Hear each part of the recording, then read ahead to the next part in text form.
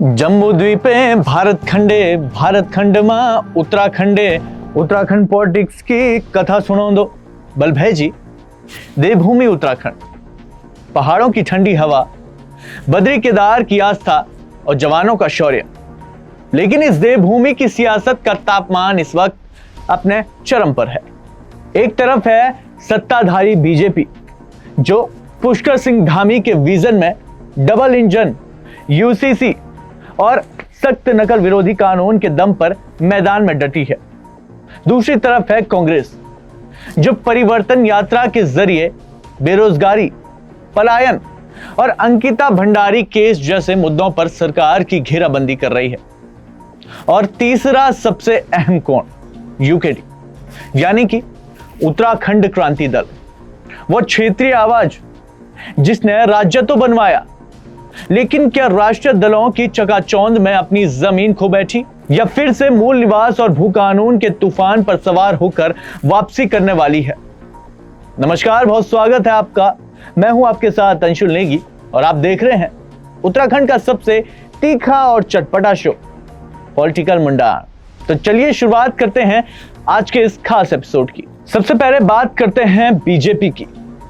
BJP के पास सबसे बड़ा कार्ड क्या है? पुष्कर सिंह धामी का कड़ा और सख्त निर्णय लेने वाला चेहरा। उत्तराखंड देश का पहला ऐसा राज्य बना जिसने समान नागरिक संहिता यानी कि यूसीसी लागू की। बीजेपी का दावा है कि उन्होंने वो कर दिखाया जो दशकों तक कोई नहीं कर पाया। लेकिन क्या सिर्फ यूसीसी और ऑल वेदर रोड से पहाड़ों की बुनियादी समस्याएं हल हो गई है? बेरोजगारी, भर्ती घोटाले का दर्द और पहाड़ों से होता पलायन, ये वो मुद्दे हैं जो आज भी हर पहाड़ी परिवार महसूस कर रहा है। बीजेपी का कहना है कि उनका डबल इंजन विकास ला रहा है, लेकिन विपक्ष का आरोप है कि इंजन में ईंधन ही खत्म हो गया है। अब आते हैं कांग्रेस पर। कांग्रेस इस वक्त सड़कों पर उतरी हुई है। गणेश गोदियाल और उनकी टीम का दावा है कि जनता बीजेपी के झूठे वादों से तंग आ चुकी है। लेकिन कांग्रेस के सामने सबसे बड़ा सवाल क्या है? आंतरिक गुटबाजी। एक तरफ हरीश रावत का अपना प्रभाव, दूसरी तरफ गणेश गोदियाल और प्रीतम सिंह और यशपाल आर्या। जब तक पार्टी के सभी दिग्गज एक सुर में नहीं बोलते, क्या जनता उन पर भरोसा कर पाएगी? कांग्रेस बीजेपी को घेर तो रही है, लेकिन क्या इस जनता के गुस्से को वोटों में बदला जाएगा? ये तो आने वाला समय ही बताएगा।